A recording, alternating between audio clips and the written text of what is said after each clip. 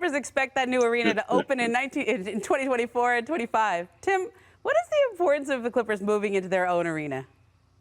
Well, first of all, if I'm a fan, I want Steve Ballmer to own the team that I root for, right? I mean, you see in this interview with you, he can't sit still in his seat in the interview, let alone when he's sitting at these games. He spends money. He's into the team. He's kind of the model of what you would want if you're a fan. And look, this arena is part of that. And I do think it is a pretty significant thing for the Clippers to have their own home. I mean, you guys know you're in LA all the time.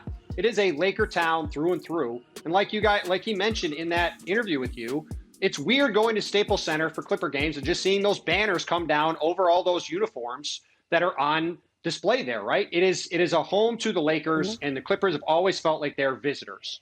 And having their own building, having a basketball intimate arena, I think it's going to give them a real chance to have an established home base where they could say, hey, we're the team here. We don't have to worry about sharing with anybody. And look, they've already gone out and got Kawhi Leonard in free agency, right? This isn't, to me, about recruiting players to come there. People are going to want to play for Ty Lue, to play for a guy like Steve Ballmer. This is about really trying to establish themselves as a franchise in LA where they've always just kind of been a team without a home. And this gives them a chance to potentially have that home now.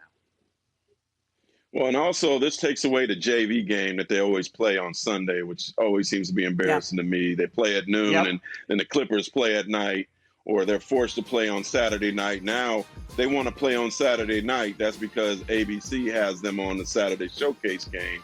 And also, I hope they take something from Atlanta and they take something from Golden State. And what I mean by that is I want to see some local stores or local restaurants inside this building, some local flavor. I want to see the Serving Spoon. I want to see Roscoe's Chicken and Waffles. I want to see Randy's Donuts in there. Things that make the locals, like, you keep hearing this, I would. No, it's Inglewood, right? Inglewood. Keep Inglewood. Yeah. People that have been living there, do not sell your house. That football stadium and that basketball arena is going to make your house extremely great in value. Wait, keep it. There's finally some great things coming to Inglewood, but I hope the people that have been there don't get pushed out or financially in the process. Well, they're committed. Well, to your point, Mark, if you're doing that and you have some local businesses there, that's another way to try to ingratiate yourselves into that community, right? And get people to really resonate with the Clippers in a way they just have never been able to at Staples Center.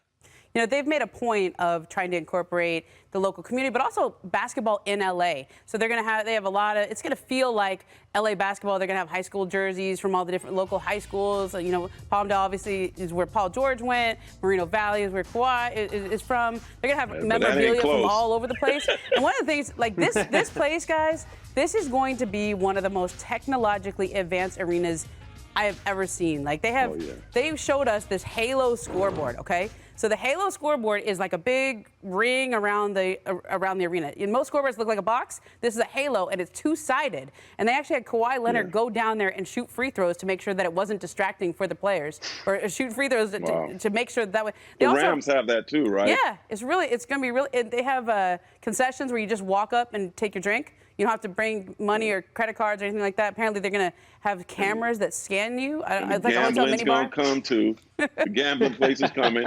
Clipper Darrell could ride his bike there from where he lives. Pretty much.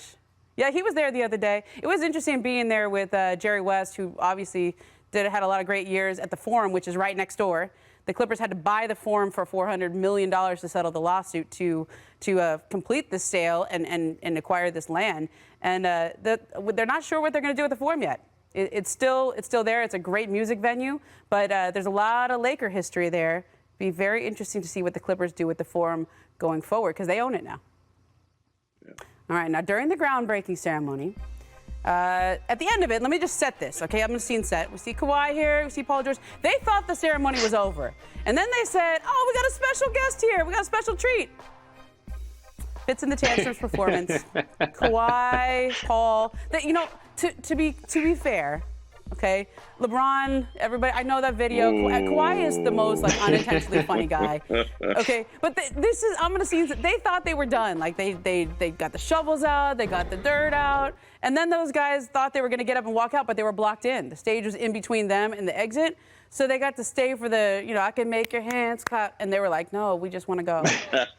They look like kids who got held after school for detention. I mean, Kawhi looked beyond miserable sitting there. That was wild to see. That was amazing. Well, Well, another thing is that's where you got to embrace the locals, right? Yeah. That hands clap band, are they from L.A.? Are they from Inglewood? Why didn't they Not have exactly. Mac 10?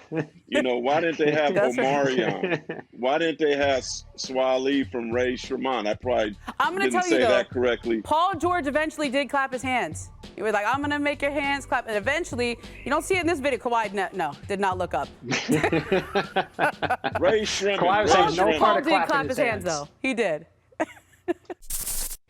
Thanks for watching ESPN on YouTube. For live streaming sports and premium content, subscribe to ESPN+.